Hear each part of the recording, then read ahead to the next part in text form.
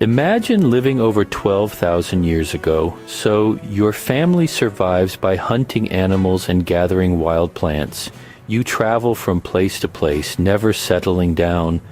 But then something happens that changes human history forever. Today, I'm going to tell you about that moment, the beginning of farming around 10,000 BC in a region we call the Fertile Crescent. The Fertile Crescent is a curved region in the Middle East. It stretches from southern Turkey through Syria, Lebanon, Israel, and Palestine into Iraq and western Iran. Thanks to rivers like the Tigris and the Euphrates, the land there was rich and good for growing plants. And that's exactly what people began to do. Plant crops instead of gathering them. People discovered that some wild plants came back every year, but only if you planted the seeds in the right soil. So they started growing.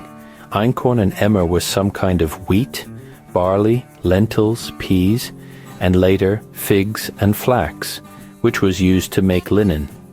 This was a huge change. Instead of constantly moving, people could now stay in one place and grow their own food. Farming wasn't just about crops. People also learned how to tame certain wild animals. They started keeping sheep, goats, pigs, and even cattle, which came from wild aurochs. These animals gave them milk, meat, wool, and hides. So everything you need for a stable living in one place, and the dog had probably already been tamed earlier as a hunting partner up with them.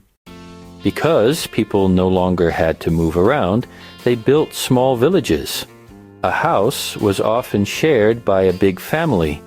Parents, children, and grandparents all living together. Everyone had their own jobs.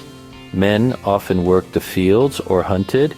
Women cooked, cared for children, spun thread, and helped with crops. Children started helping as soon as they were old enough. In places like Çatalhöyük, in modern-day Turkey, people even built new houses on top of old ones. This shows that families stayed in one place for many generations. But how do we know all this? There was no writing back then. So how do archaeologists know how people lived? Here's how archaeologists found out. By digging up homes, archaeologists can see how people built and used them and who likely lived together. People were sometimes buried under their homes. DNA shows they were usually family members. DNA and isotope studies shows and tell us what people ate, where they were born, and who their relatives were. Artifacts or tools found in homes, like grinding stones, weaving tools, or weapons, show who did what kind of work. Symbols and art is also something. Some houses had statues or wall paintings showing ancestor worship, meaning family was very important. What changed? The beginning of farming changed everything. People settled down, they had extra food, families grew larger, and villages eventually became cities and civilizations.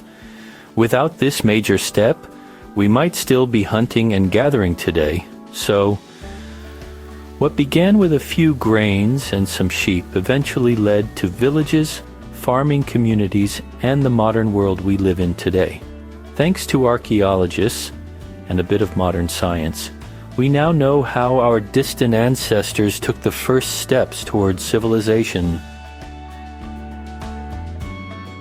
Do you like this video? How about leaving a like? And maybe watch one of these videos. Thank you for listening.